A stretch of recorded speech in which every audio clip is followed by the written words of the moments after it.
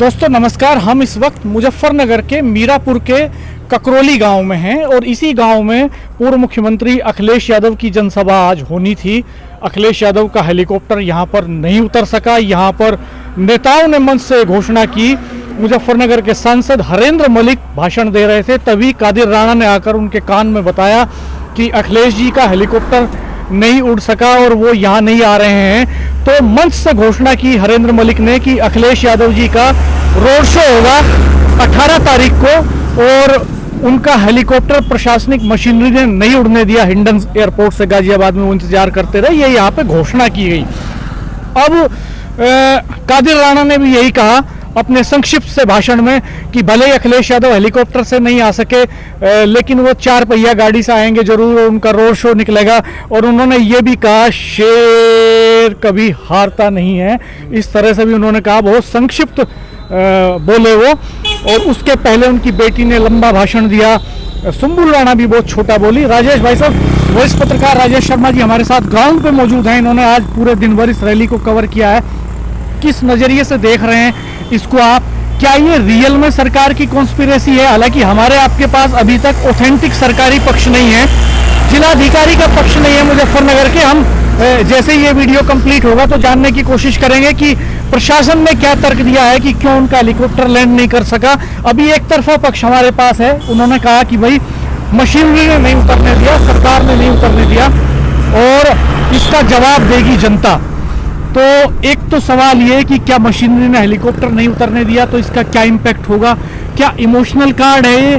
क्या इसमें रियलिटी हो सकती है? अगर इसमें रियलिटी नहीं है तो फिर ये क्या दांव हो सकता है? क्या रणनीति हो सकती है ये इमोशंस कैश करने की? क्योंकि 18 को तो आएंगे ही वो। तो इसका इम्पैक्ट क्या होगा जन भावनाओं पे और लोगों ने यहाँ इसको कैसे लिया? देखो डॉक्टर साहब, आज जो रैली हुई है, रैली तो इसी नाम पे हुई है कि अखिलेश यादव आए रैली को संबोधित करेंगे। अगर ऐसा ना होता तो प्रशासन की इतनी बड़ी मशीनरी यहाँ ना लगती। और अब ये देखने की बात है कि लास्ट मोमेंट में जब पहले ये कहा जाने लगा कि वो वहाँ से 1 बजे चलेंगे, सबसे पहले ये हुआ कि 11 बजे अखिलेश यादव पहुँच जाएंगे। फिर 11 बजे से धीरे धीरे होते होते जैसे 3:30 बजते हैं, 3:30 बजते ही सांसद हरेंद्र मलिक जिस तरह कहते हैं कि ये तानाशाही सरकार है और उन्होंने हमारे अध्यक्ष जी को उड़ने की परमिशन नहीं दी है, तो हमें लगा कि जिस भाव के साथ में, क्योंकि उस जब हरेंद्र मलिक बोले तो थोड़ी देर पहले कादिर राणा और सांसद हरेंद्र मलिक आपस में कुछ बात की, गुफ्तगू की उन्होंने। वो मंच से सब लोग देख रहे थे गुफ्तगू की। हमें ये लगा कि दोनों में किस बात को लेकर विवाद हो रहा है और हमें अब इस बात की ये संशय है कि कादिर राणा साहब ने कहा हरेंद्र मलिक जी से कि अब आपको कहनी है ये बात, अपने संबोधन के बाद में आपको ये बात कहनी है कि वो नहीं आएंगे। और मुझे तो डॉक्टर साहब ये लग रहा है कि ये प्रोग्राम था कि आज यहाँ मतलब 16 को यहाँ अखिलेश जी आएंगे और 18 को यहाँ जयंत चौधरी का रोड शो था, चंद्रशेखर का है और चंद्रशेखर का है, ओवैसी का है। 18 तारीख बहुत डिसाइडिंग हो गई इस इलाके के लिए। अगर आज अखिलेश यादव यहाँ आते तो ये क्लियर हो गया होता आज शाम को कि क्या स्थिति होने वाली है।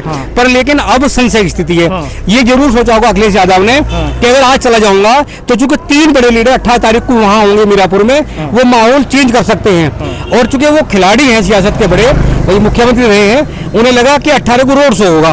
तो एक तो ये है कि भावनात्मक ये होगा, इमोशनल कार्ड होगा। हाँ, भावना तो इमोशनल कि भाई आप देखिए कि वो सरकार में नहीं है तो उनका हेलीकॉप्टर भी उड़ने की अनुमति नहीं दी गई। बेचारे आज है सब लोग आए और चले गए। जाति की बातें हुई, संविधान की बात हुई, ये कहा गया प्रत्याशी पे मुकदमे हो रहे हैं, कादिर राणा पे मुकदमे हो रहे हैं, ग्राम प्रधानों को धमकाया जा रहा है, ब्लॉक प्रमुखों को धमकाया जा रहा है। पंकज मलिक ने अपने भाषण में सवाल भी उठाए।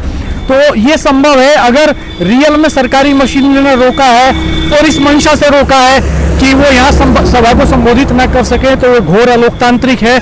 लेकिन अगर सपा ने एक कार्ड खेला है तो ये अलग बात हो सकती है। हम इसका रियल अपडेट भी दोस्तों आपको देंगे कुछ देर बाद। हिंडन एयरपोर्ट से भी फीडबैक लेंगे, गाजियाबाद के प्रशासन से भी और मुजफ्फरनगर से भी लेंगे।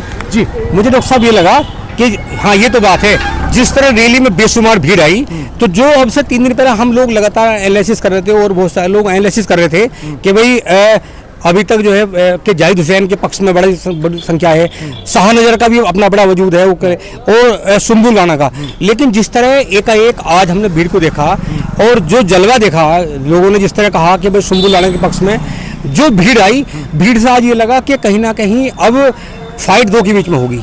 लेकिन ये तो तब क्लियर हो पाएगा जब 18 तारीख के प्रोग्राम्स हो गए होंगे, जब चंद्रशेखर आजाद की रैली की भीड़ की तुलना हम इस भीड़ से करेंगे, जब हम ओवैसी की रैली की तुलना इस भीड़ से करेंगे, और जब जयंत चौधरी के रोड शो की तुलना इस भीड़ से करेंगे, और अखिलेश यादव के 18 तारीख के रोड शो की तुलना इससे करेंगे, तब ये क्लियर हो पाएगा। क्योंकि अब ये प्राइमरी इंडिकेशंस हैं और प्राइमरी इंप्लीकेशंस हैं, बहुत एक शुरुआती रुझान और शुरुआती अनुमान है। सब ये देखो सियासत कैसी होती है, मतलब किस तरह लोग बेचारे सुबह से बैठे हुए इंतजार कर रहे, बड़ी संख्या में सब भीड़ भाड़ आई, और पुलिस ने भी ऐसा रोल अदा किया, हेलीपैड बना था, हेलीकॉप्टर लैंड करने के लिए मंच सजा था, और शेड बना था बकायदा, जो है बड़ा मंच लगाया गया टेंट वाला, कुर्सियां लगी थी, भीड़ आई, लोग ट्रैक्टर टोलियों में आए, अपने अपने वाहनों से भी आए, कुछ बसों में भी आए, और वो मायूस होकर लौटे। बाद में कुछ लोगों से हमने बात भी की तो उनका ये कहना था, उनको इससे मायूसी हुई, वो आहत हुए इससे कि बताइए कितना जुल्म है कि उनका हेलीकॉप्टर को आने की अनुमति नहीं दी गई। तो इस तरह का इमोशंस जरूर जागा है। इसके बाद रैली में डॉक्टर साहब दो तरह की बात हुई। जब आप अग्रेसिव की बात करते हो तो अतुल प्रधान आज जो सदन में विधायक है वो बड़े अग्रेसिव होकर बोले, बहुत शानदार बोले, और उन्होंने कहीं ना कहीं चंदन चौहान पर निशाना भी साधा, नाम नहीं लिया, निशाना साधा। उन्होंने ये भी कहा कि जब मुस्लिमों की वोट लेनी होती है तो विधायक बन जाते हो, फिर विरोध करते हो। मुखिया गुजर भी बहुत एकदम जो उनकी शैली है वो भी टाइट बोले। लेकिन कादिर राणा का जो बयान था, जब उन्होंने कहा कि शेर देर कभी हारता, शेर कभी हारता नहीं, तो कहीं ना कहीं कॉन्फिडेंस नजर आ रहा था। और हरिंदर मलिक ने जिस अंदाज में हरिंदर मलिक बोलते हैं वो उसी अंदाज में बोले, चुटकीले अंदाज में तंज कसते हुए। उनके बेटे पंकज मलिक भी उसी अंदाज में बोले। हालांकि ये किसी को भनक नहीं लगने दी कि ऐसा होने वाला है आधे घंटे बाद। उनको पता चल गया था काफी पहले ही, जैसा हमने उनकी बॉडी लैंग्वेज से और मंच पे देखा। हरेंद्र मलिक जी के भाषण से पहले ये सूचना आ चुकी थी कि शायद अब अखिलेश यादव नहीं आएंगे। इस सूचना को कुछ देर के लिए रोके रखा गया ताकि लोग मायूस ना हो और जाए नहीं। फिर हरेंद्र मलिक इसकी घोषणा करते हैं मंच से, और उससे पहले सारे इश्यूज रेज करते हैं। गन्ना भुगतान का सवाल हो, चाहे मोरना मिल के क्षमता विस्तारीकरण का सवाल हो, चाहे बेरोजगारी का सवाल हो, चाहे महंगाई का सवाल हो, पीडीए के फॉर्मूले का सवाल हो, इन सारे सवालों पर समाजवादी पार्टी के सारे नेता एक एक करके बात करते हैं। जो भाषण देने वाले लोग हैं उसमें पाल समाज से महिला को भाषण दिलवाया गया, जाट समाज से जिला पंचायत सदस्य हैं वो दीप्ति पाल, उन्होंने भाषण दिया पाल समाज की तरफ से। सैनी समाज की तरफ से जो दीपक सैनी के पिता हैं, जिन्होंने बिजनौर विधायक जो हैं बिजनौर से, और जिन्होंने इस बिजनौर लोकसभा सीट से जिसमें मीरापुर पड़ता है यहाँ से चुनाव लड़ा था पिछला 2022 का, उन्होंने भाषण दिया। इसके अलावा जाट समाज से हरेंद्र मलिक ने भाषण दिया, पंकज मलिक ने भाषण दिया, कई और नेताओं ने भाषण दिया, मुस्लिमों के कई नेताओं ने वहाँ पे भाषण दिया, गुर्जर समाज से मुखिया गुर्जर अतुल प्रधान ने भाषण दिया। और एक बड़ा एक कास्ट कॉम्बिनेशन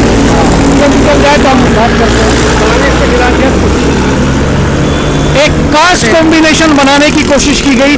कांग्रेस के जिला अध्यक्ष ने भी भाषण दिया यहाँ पे। तो आप किस तौर पर इसको देखते हैं? राकेश शर्मा उन्होंने भी भाषण दिया। हाँ, तमाम कास्टों को जोड़ा गया। बिल्कुल, अलग अलग जातियों के नेताओं को अलग अलग फेसेस को ला करके मंच पर तैयारी से सीक्वेंस के साथ अलग अलग विषय उठाए उन्होंने, अलग अलग मुद्दे पर सरकार पर प्रहार किए, आरएलडी पर प्रहार किए।